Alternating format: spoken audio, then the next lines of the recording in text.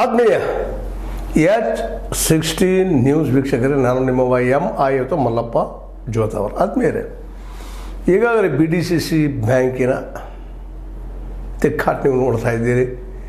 ಇಲ್ಲಿವರೆಗೆ ಒಂದ್ಸಲ ಓಪನ್ ಆಗಿ ಪ್ರಚಾರ ಮಾಡೋದು ಹಾಗೆ ಹೀಗೆ ನಡೆದು ನಾವು ನೋಡಿದ್ದೀವಿ. ಸ್ವಲ್ಪ ಅದರಲ್ಲೂ ನಮ್ಮ ಜಾರಕಿಹೊಳಿ ಸಹೋದರರು ಈ BDCC ಬ್ಯಾಂಕಿನ ಸಂಪೂರ್ಣವಾಗಿ ತಮ್ಮ ನೇತೃತ್ವಕ್ಕೆ ತೆಗೆದುಕೊಳ್ಬೇಕಂತೇಳಿ ಒಂದೇನು ಪ್ಲ್ಯಾನ್ ಮಾಡಿದರು. ಆ ದಿಶೆಯಲ್ಲಿ ಅವರು ಪಕ್ಷಾತೀತವಾಗಿ, ಅಂದರೆ ಸದಾ ನಿಮಗೆ ಗೊತ್ತದ, ರಮೇಶ್ ಜಾರಕಿಹೊಳಿ ಅವರು, ನಮ್ಮ ಬಾಲಚಂದ್ರ ಜಾರಕಿಹೊಳಿ ಅವರು BJPಗರು, ನಮ್ಮ ಸತೀಶ್ ಜಾರಕಿಹೊಳಿ ಅವರು ಕಾಂಗ್ರೆಸ್ಸಿಗರು. ಹೀಗಾಗಿ ಮನೆಯಲ್ಲಿ ಎಲ್ಲರೂ ಪಾರ್ಟಿಗಳನ್ನು ಹೊಡ್ಕೊಂಡಿದ್ದಾರೆ. ಆ ಮತ್ತು ಬೇರೆ ರಾಜಕೀಯವಾಗಿ ಮಾಡಲಿ, ಅದು ಅವ್ರಿಗೆ ಅನುಕೂಲದ ತಪ್ಪಂತೇನಲ್ಲ. ಹೀಗಾಗಿ ತಾವು ಉಳಿಬೇಕು, ಜೊತೆಗೆ BDCC ಬ್ಯಾಂಕ್ ಮೇಲೆ ಕಂಟ್ರೋಲ್ ಮಾಡಿಕೊಳ್ಳೇಬೇಕು ಅನ್ನುವಂಥ ದಿಶೆಯಲ್ಲೇ ಪ್ಲ್ಯಾನ್ ಮಾಡಿದ್ದಾರೆ. ಜೊತೆಗೆ ತಮ್ಮ ಅತ್ಯಂತ ಸಮೀಪಿದ್ದಂಥವ್ರು ಯಾರು, ಏನು, ಎಂತು ಅಂತೇಳಿ ಅವ್ರನ್ನ ಹಿಡ್ಕೊಳ್ಳೋ ಪ್ರಯತ್ನ ಓಪನ್ ಆಗಿ ಮಾಡ್ತಾಯಿದ್ರು. ಬಟ್ ಇತ್ತೀಚೆಗೆ ಅಂಥ ಸುದ್ದಿಗಳು ಬರ್ತಾಯಿಲ್ಲ. ಇದರ ಅರ್ಥ ಅದು ನಿಂತದಂತಲ್ಲ, ಅದು ತೆರೆ ಮರೆಯಲ್ಲಿ ನಡೀತಾ ಇದೆ. ಎಲ್ಲರೂ ಜಾಗೃತರಾಗಿದ್ದಾರೆ. ಇವತ್ತು ಕತ್ತಿ ಸಹೋದರರು ಜಾಗೃತರಾಗಿದ್ದಾರೆ, ಅಥವಾ ಕತ್ತಿ ಮಣಿ ತಂದವರು ಇವತ್ತು ಲಕ್ಷ್ಮಣ್ ಸವದಿ ಅವರಾಗಿರ್ಬೋದು, ಲಕ್ಷ್ಮೀ ಹೆಬ್ಬಾಳ್ಕರ್ ಬಾಯಿ ಅವರಾಗಿರ್ಬೋದು.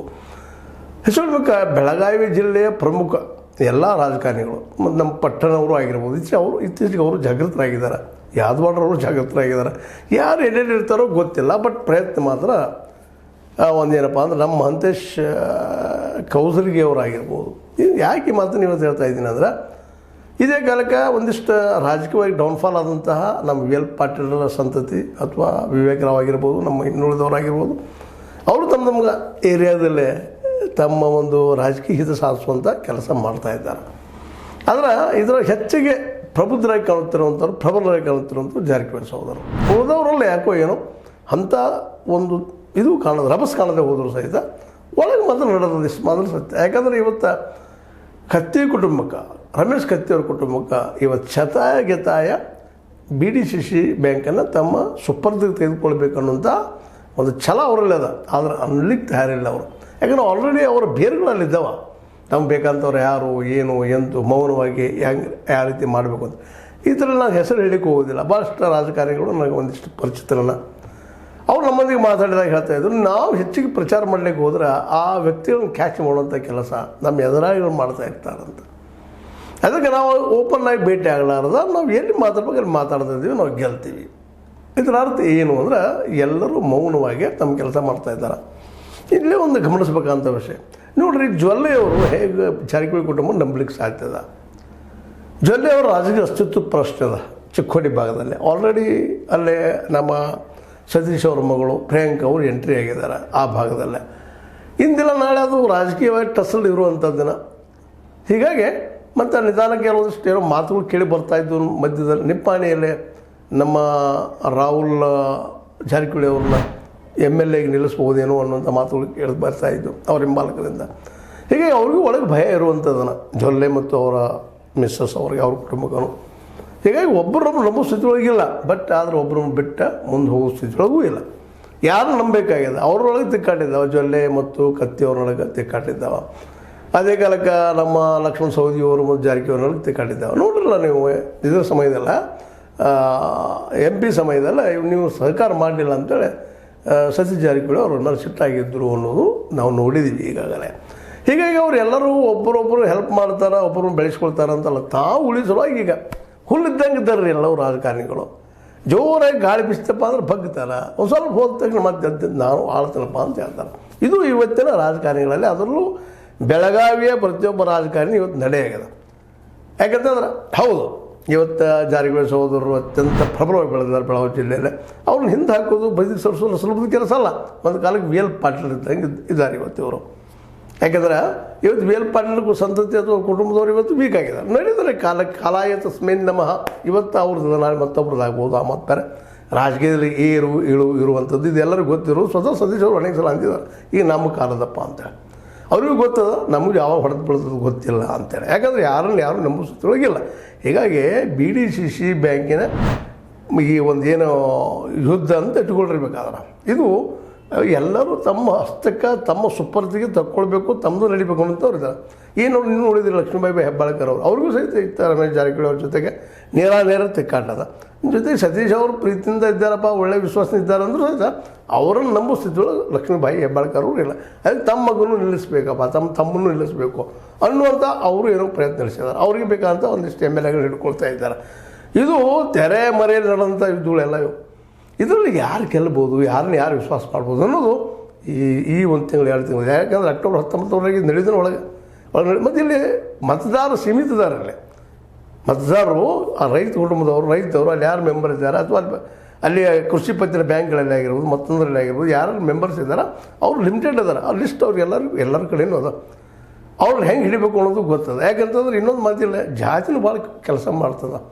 ಈ ಒಂದು ರೈತಾಪಿ ಸಮುದಾಯ ಮ್ಯಾಕ್ಸಿಮಮ್ ಭೂಮಿಗಳು ಇರುವಂಥದ್ದು ಮ್ಯಾಕ್ಸಿಮಮ್ ರೈತರ ಇರೋದರಿಂದಾಗೆ ಇಲ್ಲೇ ಒಂದಿಷ್ಟು ಹೈಯರ್ ಕಾಸ್ಟದ ಕೆಲಸಗಳು ಆಗ್ತಾ ಇರ್ತಾವೆ, ಕಾಸ್ಟು ಕೆಲಸ ಮಾಡ್ತಾವೆ. ಇದು ಭಯ ಒಳಗಿಂದೊಳಗೆ ಜಾರಕಿಹೊಳಿ ಸಹೋದರರಿಗೂ ಅದ.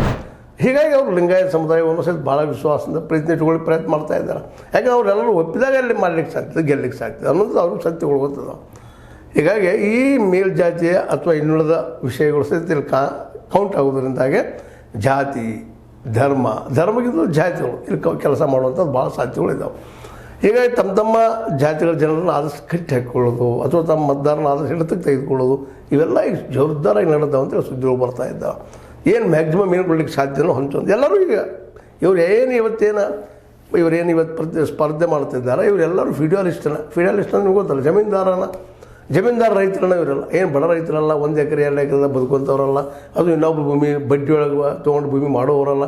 ಇವರೆಲ್ಲ 100 ಎಕರೆಗಳನ್ನು ಹೊಂದಿದಂಥ ನಾಯಕರನ್ನ ಇದ್ದಾರೆ. ಇವತ್ತು ನೀವು ಜೊಲ್ಲೆಯವ್ರನ್ನ ತೊಗೊಳ್ರಿ, ಅವ್ರೇನು ಸಾಮಾನ್ಯ ದೊಡ್ಡ ಕುಟುಂಬಕ್ಕೆ ಬೆಳೆದು ನಿಂತಿದ್ದಾರೆ. ಇವತ್ತು ಅನೇಕ ಬ್ಯಾಂಕ್ಗಳನ್ನ ಮಾಡ್ಕೊಂಡಿದ್ದಾರೆ, ಏನೆಲ್ಲ ಮಾಡ್ಕೊಂಡಿದ್ದಾರೆ. ಅದೇ ಕಾರಣ ನಮ್ಮ ಜಾರಕಿಹೊಳಿ ಅವರು ಸಹಿತ ಅನೇಕ ಬ್ಯಾಂಕ್ಗಳನ್ನು ಮಾಡ್ಕೊಂಡಿದ್ದಾರೆ.